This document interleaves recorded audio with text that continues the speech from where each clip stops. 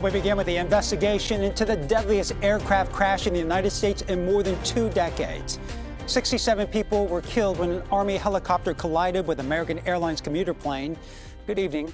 I'm Ryan Yamamoto.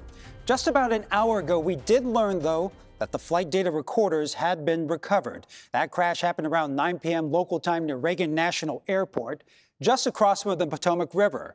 This is from Washington, D.C. It is a popular airport with politicians and other people working in government.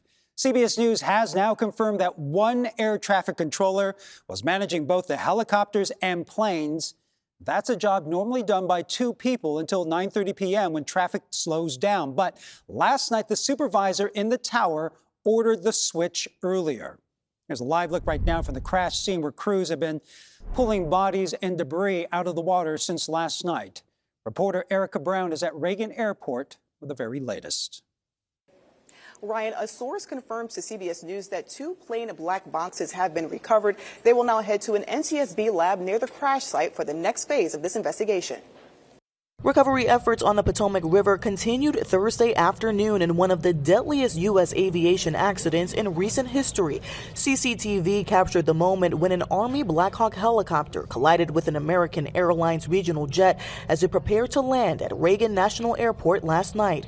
At this point, we don't believe there are any survivors from this accident. The National Transportation Safety Board is leading the investigation into how the collision occurred. As part of any investigation, we look at the human, the machine, and the environment. So we will look at all the humans that were involved in this accident. President Trump appeared in the briefing room requesting a moment of silence for the victims. We are one family, and today we are all heartbroken. We're all searching for answers. He then quickly pointed a finger at the previous administration's hiring practices. The FAA is actively recruiting workers who suffer severe intellectual disabilities, psychiatric problems, and other mental and physical conditions under a diversity and inclusion hiring initiative. Democrats pushed back. For the President of the United States to throw out idle speculation as bodies are still being recovered and families still being notified. It just turns your stomach. Flights have resumed here at Reagan National Airport after they were paused for nearly 14 hours,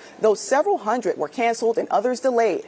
American Eagle Flight 5342 originated in Wichita, Kansas, where a prayer service was held Thursday. But the only way that we will get through this is together. Officials say flight conditions were clear Wednesday night.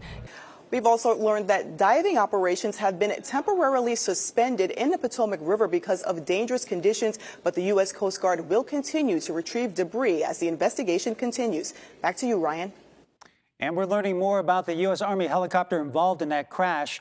That Black Hawk belonged to a battalion responsible for transporting senior military personnel and other duties around Washington, D.C. 3 soldiers were on board taking part in a training flight at the time of the collision.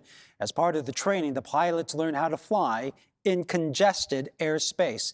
And that collision is hitting the ice skating community especially hard. Ann Makovic joins us now with more on what we know about the victims so far. Yeah, the U.S. Figure Skating Organization confirming that the plane's passengers did include several of its members who had ties to clubs in Massachusetts and Virginia.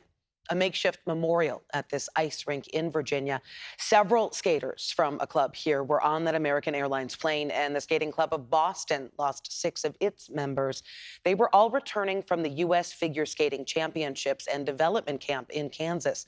Among the victims who have been named so far, Spencer Lane and Jinna Han. They were traveling with their mothers, Jin Han and Christine Lane, and 2 skating coaches, married couple Jinia Shoskova and Vadim Nuabov, former world champions who were training the next generation. I just broke down. Just to hear the news in the morning was absolutely heartbreaking, knowing that it's going to impact a community of skaters. It's a shame that the community has to experience this, and the potential of several individuals no longer participating, it leaves a void. Now, that Skating Club of Boston I mentioned, they have a tragic history. The club actually lost 18 members in another plane crash back in 1961. They were on their way to the World Championships in Prague. Today, the South Bay's Christy Yamaguchi, a skating legend, posted on X, "My heart breaks for my skating community and all who were involved in this plane crash. Too much is still unknown. Sending love and prayers." And besides the skaters, 4 members of a Maryland-based labor union were on board that flight, and a woman returning to D.C. from a work trip to Kansas. As for the 3 soldiers who died on the Black Hawk helicopter, we now know the name of the crew chief, at least 29-year-old Ryan O'Hara. He is survived by a wife and a 1-year-old son. Just tragic all the way around. Yeah, just tragic and sad. And as far as the skating team, a lot of people are saying that was the future of U.S. skating on that plane. Yeah, All right, yeah, thanks, a Sam. lot of young talent.